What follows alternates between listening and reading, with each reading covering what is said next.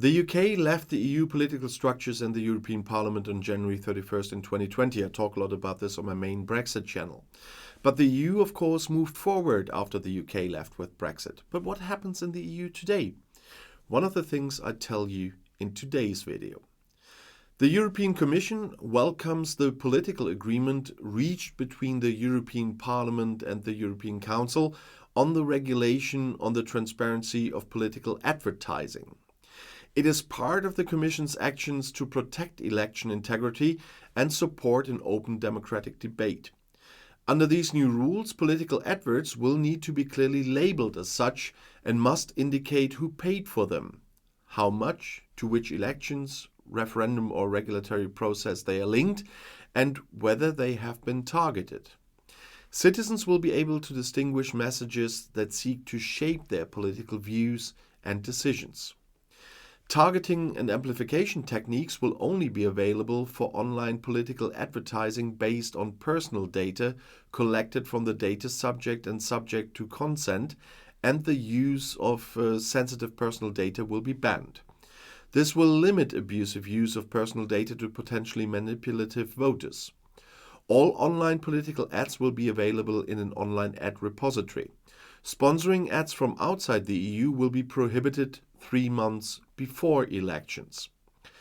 The political agreement reached by the European Parliament and the Council is now subject to formal approval by the co-legislators.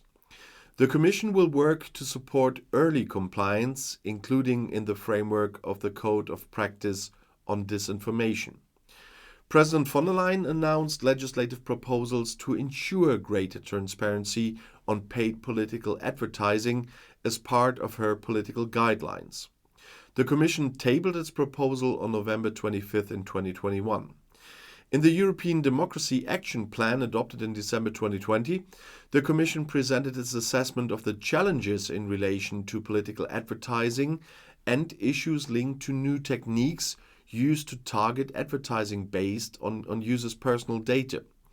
Regardless of whether the data was properly obtained or not, those techniques can be misused to exploit citizens' vulnerabilities.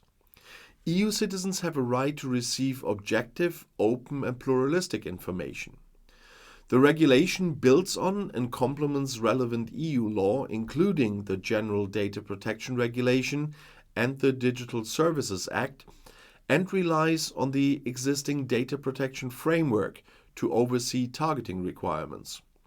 When it comes to providers of intermediary services, it is expressly articulated with the enforcement framework laid down in the DSA. The regulation lays out comprehensive rules on transparency, accountability, and systems design for advertising on online platforms, also including political advertising. The update of the Self-Regulatory Code of Practice on Disinformation based on Commission guidance complements the regulation on transparency of political advertising. And if you want to know more, the next video is right here in the end screen. I'll see you there. I'll be back.